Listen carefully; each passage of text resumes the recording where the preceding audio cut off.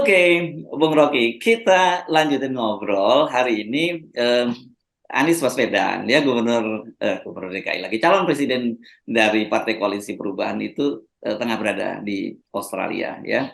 Nah, kemarin juga ada peristiwa penting pertemuan Pak Surya Paloh dengan Pak Prabowo di Hambalang. Jadi ini bisa disebut kunjungan balasan karena Pak Prabowo kan pernah berkunjung ke Nasdem Tower juga. Dan yang menarik itu dalam pertemuan itu kelihatannya mereka sepakat untuk ya oke, kita berkompetisi gitu ya. Kalau memang itu keputusan politik dari Nasdem untuk mendukung Anies Baswedan ya kita hadapi. Tapi pesannya Pak Prabowo yang banyak dicatat orang itu bahwa mestinya ya itu dalam kondisi yang damai lah, yang apa kompetisinya nggak lagi mengulang adanya polarisasi. Kira-kira seperti itu yang pesan Pak Prabowo. Sementara dari tadi yang kita sebut Anies Baswedan di Australia pun itu harus kita bahas karena itu berkaitan dengan geopolitik global ke tetangga kita. Mereka kan selalu menyebutnya tetangga dari utara gitu ya, dan kan dulu dianggap itu kita tuh bagian ancaman dari utara. Di masa lalu kan selalu disebut gitu, Australia memposisikan seperti itu. Nah, ini menarik untuk kita bahas, dan ada satu artikel yang ditulis di Sydney Morning Herald itu membahas tentang bagaimana kita bisa memahami bagaimana elit politik di Australia memandang Anies Baswedan dan bagaimana civil society di Australia memandang Anies Baswedan. Saya kira yang pertama ya Pak Prabowo lega karena Nasdem datang, dan tentu Nasdem bilang kami akan tetap dukung, maka Prabowo merasa oke, itu bagus buat demokrasi itu. Jadi Prabowo sebetulnya ada di atas angin, merasa bahwa saya nggak terancam dengan Anies tuh. Kendati orang tahu bahwa Pak Prabowo sebetulnya lagi berselisih dengan Anies dalam soal-soal yang janji perdata itu. Tapi Prabowo melihat bahwa demokrasi harus ditumbuhkan. Karena itu ucapan dia tadi benar bahwa ya mari kita berkompetisi, tapi jangan di dalam permusuhan yang sifatnya kultural gitu. Apa namanya nih, kadrun versus cebong, Islam versus sekuler tuh. Jadi itu mengingatkan bahwa Anies pernah ada di dalam kondisi itu ketika soal pemilu 2020, soal pilkada yang lalu tuh. Nah, Prabowo tentu menganggap bahwa dia siap untuk bersaing dengan siapapun. Bahkan mungkin dia sebut head to head pun oke itu. Jadi ini kematangan seorang yang merasa bahwa ya dia walaupun ada di kekuasaan, tapi menganggap ya demokrasi itu harus dipisahkan dari elemen-elemen kekuasaan tuh. Jadi sekarang kita ada di dalam satu fenomena baru, kendati Prabowo belum bisa menentukan cawapresnya, tapi dia merasa bahwa Anies harus ada di dalam putaran politik. Jadi diam-diam sebetulnya Prabowo mensponsori Anies supaya masuk di dalam putaran politik. Kan itu pikiran yang bagus dari seorang yang berpres demokrasi kan. Lain dengan misalnya Pak Jokowi menghendaki Anies nggak boleh masuk dalam putaran politik kan. Jadi sebetulnya ada sedikit pembangkangan Prabowo terhadap semacam alam pikiran Pak Jokowi kan. Tetapi Prabowo juga tahu bahwa dia lagi dibanding-bandingkan dengan Mahathir, dengan Anwar Ibrahim misalnya tuh yang beroposisi tapi pada Mahathir, tapi tahu apa yang mesti dilakukan tuh. Nah, kita mau lihat bagaimana perspektif Prabowo ini dipakai sebagai ukuran bahwa Pak Jokowi tidak mungkin mengendalikan lagi aparatnya termasuk Prabowo, karena masyarakat sipil menuntut Prabowo kalau Anda mau bertanding 2-3 kali nggak kalah, tapi kalau Anda mau bertanding lagi pakai parameter demokrasi, jangan pakai parameter kekuasaan. Nah, Prabowo saya kira paham itu sehingga dia ucapkan bahwa dia bahkan menginginkan ya itu kita hormati Anies masuk di situ, maka mari kita duel, mari kita face to face, mari kita head to head. Itu poin yang bagus dari Pak Prabowo. Yang kedua adalah dari Nasdem sendiri. Nasdem akhirnya mesti datang pada publik dan mengatakan bahwa kami tidak akan mundur mencalonkan Anies. Jadi jelas bahwa di depan mata kita, ya, nggak usah lagi ikut-ikut survei yang berupaya untuk melecehkan Anies, juga nggak usah ikut lagi survei-survei yang menganggap bahwa Pak Prabowo akan mengikuti keinginan Pak Jokowi, yaitu menyingkirkan Anies. Tentu Pak Prabowo kasih sinyal pada Pak Jokowi bahwa dia tetap ada di dalam kabinet dan berupaya untuk meneruskan kebijakan Pak Jokowi. Jadi kalau ada terjadi perselisihan politik, kita tahu latar belakangnya hari ini ada pertemuan antara orangnya Jokowi yaitu Surya Paloh dan orangnya Jokowi yang namanya Prabowo. Tapi dua-duanya mengerti bahwa demokrasi harus didahulukan dibandingkan transaksi kekuasaan. Itu pelajaran utama. Ya. Oke, sebelum ngomongin yang di Australia, saya kira ini penting kita teruskan yang tadi itu ya. Kan sebenarnya ini artinya orang seperti Surya Paloh, orang seperti Pak Prabowo itu dalam posisi yang sama dengan Ibu Megawati juga gitu dalam melihat demokrasi di Indonesia itu. Hanya bedanya Ibu Megawati statement-statementnya jauh lebih frontal gitu ya, langsung konfrontatif bicara ada soal kekuatan besar di sini dan itu harus dilawan dan sebagainya. Sementara Pak Prabowo dan Surya Paloh kelihatannya lebih soft gitu ya menyampaikan, tapi pesannya tetap sama pada Pak Jokowi, enough, kan kira-kira begitu ya. Betul, jadi kelihatannya ya sebetulnya paling bagus koalisi perubahan itu adalah Nasdem, Gerindra, dan PDIP kan, karena sama-sama mengerti bagaimana kekuasaan itu bisa diolah dengan cara manipulatif. Jadi sinyal-sinyal dari Ibu Mega mau katakan ya Pak Jokowi Anda mengolah kekuasaan secara manipulatif loh. Demikian juga sinyal dari pertemuan Nasdem dengan Gerindra tadi, dengan Pak Jokowi dengan Pak Prabowo. Sinyalnya kan jelas bahwa kita mau demokrasi, karena itu kita mau kompetisi yang bebas. Jadi sudahlah Pak Jokowi itu terus-menerus berupaya untuk menghalangi kandidat siapapun. Jadi ini akhirnya kita masuk juga pada semacam pemahaman minimal dari para kingmaker ini tentang arah demokrasi kita. Itu poin penting. Nah, poin yang harus kita highlight bahwa ini adalah pelajaran bagi agen-agen sekitar Jokowi supaya hentikanlah semua manuver yang berupaya untuk menunda pemilu lah atau menganggap Jokowi harus punya grip. Jokowi udah nggak punya grip pada kekuasaan. Itu intinya. Dia udah jadi lame duck, bebek lumpuh atau bahkan bebek pingsan sebetulnya tuh, karena nggak bisa lagi berpikir tentang masa depan bangsa. Kita kasih kritik pada Pak Jokowi justru di ujung kepemimpinan ini supaya beliau betul-betul lakukan lengser ke Prabowo, jadi penasihat anak-anaknya. Itu pentingnya tuh. Jadi bukan kita berupaya untuk intervensi atau melecehkan figur-figur ini, justru kita ingin supaya bangsa ini 2024 tumbuh maksimal tuh. Hilangkan dendam, atasi kesulitan ekonomi rakyat. Ini intinya, karena kita lagi masuk pada era potensi perang dunia ketiga yang bisa berawal di Ukraina, tapi kemudian impact-nya ada di kawasan yang kaya mineral di Indo-Pasifik. Itu. Jadi harus ada perspektif yang lebih tajam dan lebih komprehensif untuk melihat masa depan melalui pertemuan tokoh-tokoh bangsa kita. Ya, jadi sebenarnya pesan itu strong message ya sebenarnya, pesan yang sangat kuat sebenarnya pertemuan kemarin itu ya. Dan kemudian apa yang disampaikan, kita tidak tahu apa yang terjadi di panggung belakangnya, tapi panggung depannya itu adalah strong message kepada Pak Jokowi bahwa Pak Jokowi enough. Dalam bahasa Pak Prabowo kan menyebutkan kan kalau ditunda kan tidak masuk akal kalau ditunda terus-menerus. Itu bahasanya Pak Jokowi dan Pak Prabowo, mohon maaf. Dan ketika Surya Paloh ditanya bagaimana? Ya, kata dia jawabnya bercanda, ya namanya usaha. Tapi kata dia, saya pokoknya sepakat setuju dengan Mas Bowo. Pokoknya idem. Nah, bahasanya begitu.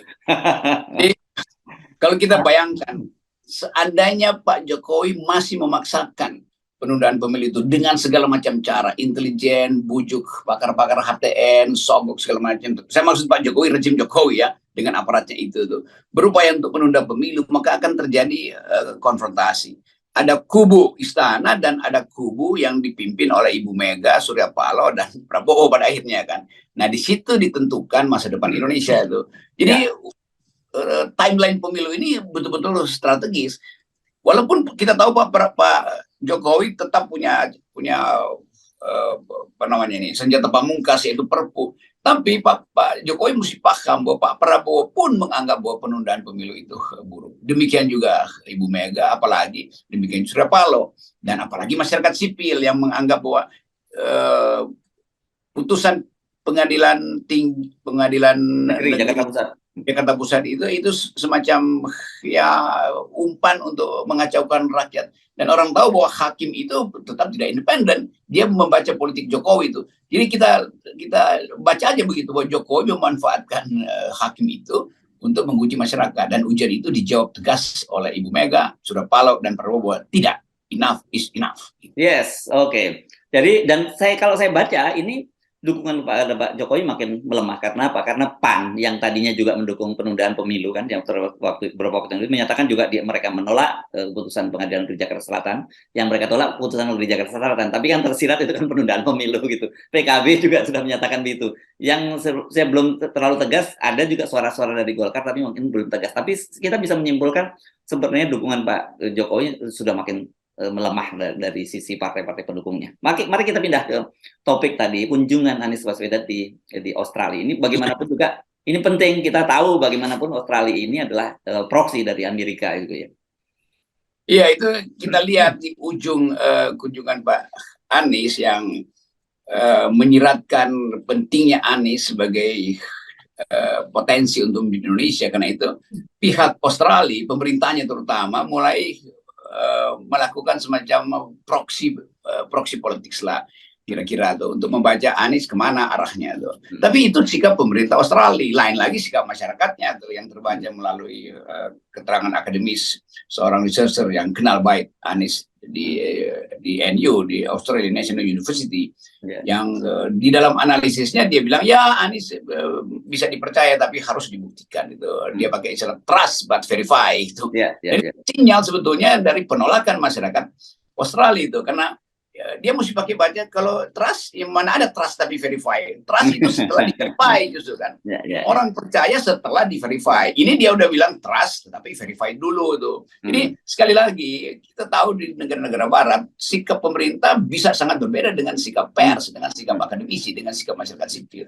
Jadi Anies juga biarkan saja Anies disorot oleh publik internasional, karena memang selama ini seolah-olah Anies menutupi hal yang dulu dianggap sebagai memainkan politik Islam itu. Jadi saya kira lingkungan di sekitar Anies juga harus tahu bahwa isu ini tetap akan diingat oleh publik internasional. Karena kita lihat misalnya Eropa itu Islamofobi bangkit lagi tuh di situ tuh karena kesulitan ekonomi segala macam tuh. Jadi Anies tetap jadi sumber analisis dunia tuh.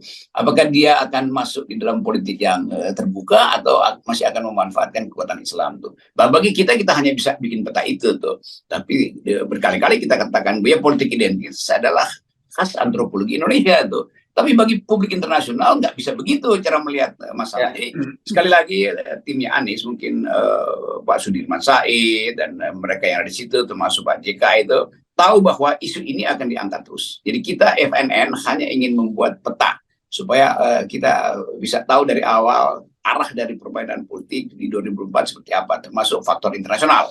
Ya. Nah, oke, itu sikap dari civil society di Australia. Tapi kalau sikap pemerintahnya kelihatannya berbeda ya, karena kunjungan ini sebenarnya kunjungan ke negara bagian lah, negara pemerintahan lokal gitu. Tapi ternyata Anies di situ disebutkan bertemu juga dengan Menteri Luar Negeri, bertemu dengan Gubernur Bank Sentralnya gitu, Federal Reserve-nya, yang kata analisis di sana ini nggak biasa. Ini kan ini menyiratkan satu hal yang menarik juga begitu ya. Ya tetap pemerintah Australia tahu bahwa perubahan politik di dalamnya pasti ada faktor Anies Baswedan karena dia potensial dan ya dibaca secara. Jadi bagi pemerintah realisme politik Indonesia ya Anies macam ini nih. Nah sebaliknya bagi masyarakat sipil ini realisme yang mesti dipertanyakan tuh. Jadi kira-kira begitu kan. Jadi dua wilayah itu yang kita baca. Tetapi yang poin yang penting adalah cara pemerintah Australia memanipulasi sebetulnya peristiwa itu. Ini seolah di negara bagian apa Albania apa itu. Albanese itu. Tetapi di dalamnya pemerintahan federal ikut bicara soal kan itu cara unik dalam diplomasi. Ya. Saya kira mereka pasti menjaga hubungan dengan Pak Jokowi ya, karena kalau menerima secara dalam kapasitas apa pertama Anies kalau diterima secara resmi sebagai tamu negara begitu ya? Ditemu lewat gubernur, tapi ikut nimbrung gitu ya mereka. Ya kira-kira itu udah ada courtesy call dengan CIA lah, gitu. Jangan terlalu begitulah, atau timbang-timbang kecil dulu lah. Kan tetap ini kita mesti lihat koordinasi global. Tentu Eropa juga menganggap titik pertanyaannya buat Anies kira-kira begitu kan, karena itu Menteri Luar Negerinya ada di situ tuh. Jadi kira-kira kita paham betul global diplomasi ini kan semuanya pakai proxy itu. Jadi keterangan-keterangan yang ada di dalam pembicaraan Anies di sebuah negara bagian itu menunjukkan Anies adalah faktor dalam politik global khususnya di dalam masa depan Indo-Pasifik yang di dalamnya ada kepentingan persaingan Sino-Amerika di sektor Australia. Ya, dan bagi Australia itu kan tetap saja faktor Indonesia ini sangat penting karena mereka sendiri sejak lama juga mereka itu menganggap ada semacam ancaman dari utara gitu ya melihat Indonesia itu ya. Nah, karena mereka kan ini apa ya disebutnya kan benua putih di kawasan Asia lah gitu kan lah gitu ya. Jadi, nah tentu saja penting siapa yang akan menjadi gubernur, siapa yang akan menjadi presiden ke depan itu buat Australia. Ya trauma Asia, trauma Australia atau sebut aja Australia itu mendua, dia ada di wilayah Asia tapi dia kulit putih itu. Karena itu dia selalu bilang betul tadi kami Asia putih itu. Dan itu dua hal antara mengatakan bahwa memang kami berbeda, tapi kami tahu geopolitik Asia itu. Sementara orang Asia menganggap ya kalian itu bagian dari kepentingan kolonial aja Barat sebetulnya. Ya hal ini yang juga sinyal kuat bahwa proksi-proksi Barat itu akan nitip rasa aman melalui Australia. Jadi bagian putihnya itu akan dipakai sebagai peralatan soft power dari Amerika terutama untuk memantau Indonesia itu. Sebaliknya buat Indonesia atau kawasan Asia Pasifik yang dalam wilayah hegemoni Amerika menganggap bahwa Australia penting untuk membackup pertahanan militer kawasan terhadap potensi Cina untuk mengembangkan kekuatan militernya tuh. Jadi kita masuk di dalam satu era di mana politik Indonesia di 2024 akan juga ada interplay dari faktor global. Nah bagian ini sering nggak atau memang buta huruf para analis untuk membaca surveyor kan. Jadi asal ngoce tapi nggak ngerti geopolitik. Dan kita lihat kelihatannya sejauh ini ya kalau di antara para kandidat-kandidat disebut yang sangat diperhitungkan oleh negara-negara Barat ya tentu saja ada dua orang ya Prabowo dan Anies Baswedan. Ini kita lihat dari mereka lah yang sekarang sudah mulai melakukan hal semacam itu kan melalui kunjungan-kunjungan ke beberapa negara. Ya itu poin penting di dalam politik kita. Ada dua tokoh yang profil globalnya cukup bagus tuh. Yes.